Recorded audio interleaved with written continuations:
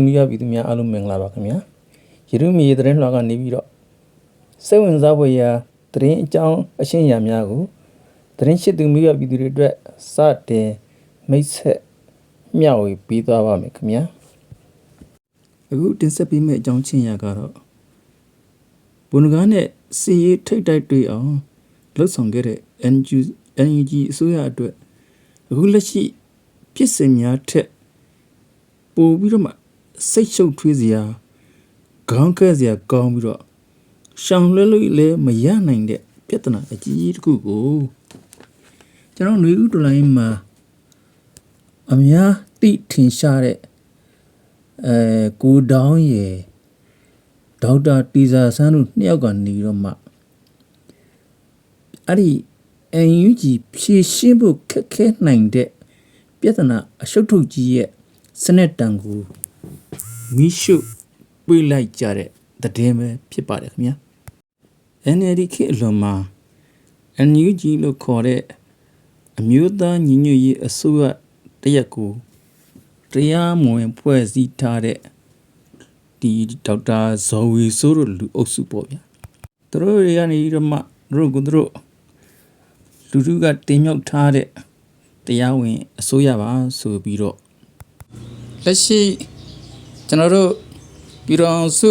သမ္မတမြန်မာနိုင်ငံတော်အစိုးရနဲ့အပြိုင်ပေါ့ဗျာအစိုးရကိုဆန့်ကျင်ပြီးတော့တရားဝင်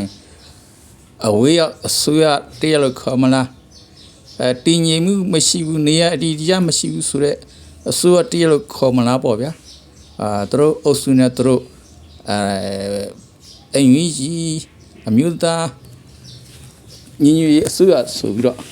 ဖွဲ့စည်းခဲ့တာအချိန်ကာလအဖြစ်တက်တန်း9နှစ်ရှိသွားခဲ့ပါပြီကဲဟုတ်ပြီအဲ့ဒီတော့တက်တန်း9နှစ်ချင်းအတူတူပေါ့ဗျာ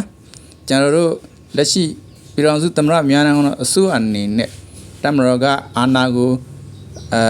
ခိတ္တခဏထိမ့်သိမ့်လိုက်ပြီးတော့အခုရွေးကောက်ပွဲကြီးလုပ်ပြီးလိုက်ပြီ9နှစ်ပြီးခဲ့ပြီပေါ့နော်ရွေးကောက်ပွဲကြီးလုပ်ပြီးတော့ရွေးကောက်ပွဲလည်းအောင်မြင်စွာပြီးဆုံးသွားပြီစနမဲရလက်တီလည်းတရားဝင်ကြီးညာပြီးသွားပြီမဲနိုင်သူကိုယ်စားလှယ်လောင်းတွေရဲ့အမည်စင်းတွေကိုလည်းတရားဝင်ကြီးညာပြီးသွားပြီမကြာသောကာလမှာရွေးကောက်ပွဲရလက်ကိုဖော်ဆောင်ဖို့အစိုးရအသစ်တရဖွဲ့စည်းရမယ်ပေါ့ဗျာဒီမိုကရေစီအစိုးရပေါ့ဒီတော့ဒီမိုကရေစီစံနှုန်းနဲ့ဖွဲ့စည်းတည်ဆောက်ခဲ့ပါတယ်ဆိုတော့ NLD အုပ်စုတွေဖွဲ့စည်းထားတဲ့ဒီ NUG အစိုးရသူကော9နှစ်တက်တန်းပြည့်သွားပြီဖြစ်တဲ့အတွက်ရွေးကောက်ပွဲပြန်လုပ်ပေးပြီးတော့အစိုးရအသစ်တရပေါ်ဆောင်ဖို့လိုအပ်လာပြီပေါ့ဗျာဒါကိုဒေါက်တာတီဇာဆန်းနဲ့ကိုတောင်းတို့ကထောက်ပြလိုက်တာပါဒီတော့ကိုတောင်းရဲ့အပြောကလေးကိုကျွန်တော်တို့တစ်ချက်နားထောင်ကြည့်အောင်ကိုတောင်းပါရီပြောထားတယ်ပြည်သက်ကြီးနဲ့ကျွန်တော်တို့အတူတူနားထောင်ကြည့်လိုက်ကြအောင်ဗျာတော်လိုင်းကာလလည်း9နှစ်ရှိပြီပေါ့နော်ဆိုတော့တော်လိုင်းကာလ9နှစ်ဆိုတာခီးတစ်ခုရောက်လာပြီလူတယောက်အနေနဲ့ဆိုရင်ဘဝတစ်ခုကိုပြောင်းနိုင်တဲ့အချိန်ကာလတစ်ခုအစိုးရအနေနဲ့ဆိုရင်အစိုးရတစ်ခုကိုပြောင်းနေတဲ့အချိန်ကာလတစ်ခုဆိုတော့အစိုးရတစ်ခုကဒီအာဏာရှင်တော်လိုင်းအာဏာရှင်ရွေးကောက်ပွဲကိုကျွန်တော်မစိုးလုံးနေဘူးเนาะကျွန်တော်တို့တွေကတော်လိုင်းရေးပဲဖြစ်ဖြစ်ဘာပဲဖြစ်ဖြစ်ကျွန်တော်တို့ကအတစ်ခုကိုသွားရမယ့်အချိန်ပြောင်းလဲရမယ့်အချိန်လို့ကျွန်တော်မျှော်လင့်တယ်ပြည်သူတွေလည်းအဲ့လိုမျိုးပဲမြင်ရှင်တယ်ကျွန်တော်တော်လိုင်းရေးကိုသွေးတစ်လောင်းပြီးတော့အတစ်ခုစနစ်တစ်ခုလောက်ရတော့မယ်ပြည်သူတွေယုံကြည်တဲ့ပြည်သူတွေအားကိုးရမယ်ပြည်သူတွေမျှော်လင့်ချင်စရာကောင်းတဲ့လုပ်ရက်တွေနဲ့လှုပ်ဆောင်နိုင်တဲ့တော်လိုင်းရေးကိုဆက်သွားဖို့လိုမယ်လို့ထင်တယ်ဒါ9နှစ်တာအတွက်အရေးကြီးတဲ့အကြောင်းလဲဖြစ်ကိုဖြစ်ရတော့မယ်အချိန်လို့ထင်တယ်ဆိုတော့မဟုတ်ရင်ဒီတိုင်းပဲရေလိုက်9လိုက်နဲ့ဆိုရင်အင်မတန်ဆက်စရာကောင်းတဲ့အစိုးရဖြစ်သွားလိမ့်မယ်တော်လိုင်းအစိုးရအနေနဲ့အင်မတန်ဆက်စရာကောင်းတဲ့အစိုးရဖြစ်သွားလိမ့်မယ်လို့ထင်တယ်ပြည်သူတွေရဲ့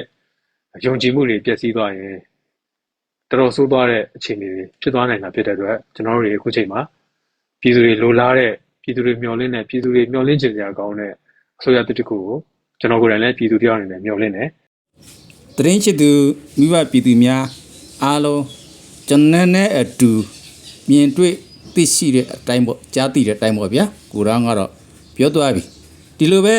ဒေါက်တာတီဇာဆန်းကလည်းလွန်ခဲ့တဲ့အလအနေငယ်ကလေးကသူပြောထားခဲ့တာပါကျူတင်ပြီးပြောထားခဲ့တာပေါ့နော်အခုတော့ကိုတောင်းကတော့ပုံဝင်လင်းလင်းကိုပြောကြားလာပြီဒီတော့ကကျွန်တော်တို့ NUG ဒီမိုဆိုရရဲ့နူတော်လန်ရေးပေါ်ຫນွေဦးအပေါ်ဘလောက်တစ္ဆာရှိတယ်ဆိုတာ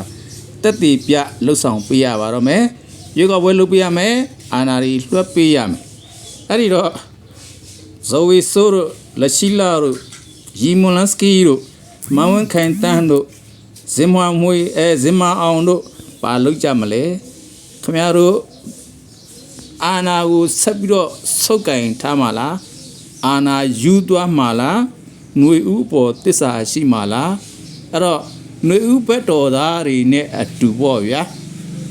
ကျွန်တော်တို့သတင်းသမားတွေကလည်းအဲ့ဒီအဖြစ်ကြီးကိုသိကြပါတယ် NUG ဒီမိုဆိုရရဲ့ຫນွေဦးအပေါ်ဘလောက်အထိတစ္ဆာရှိတယ်လဲဆိုတာတက်တည်ပြလှုပ်ဆောင်ပေးပါလို့တောင်းဆိုရင်းနဲ့ပဲကဲကျွန်တော်ရဲ့သတင်းတင်ဆက်မှုလေးကိုဒီမှာနေမယ်ဆုံးသက်ရနာပါမယ်ခင်ဗျာအားလုံးကျေးဇူးတင်ပါတယ်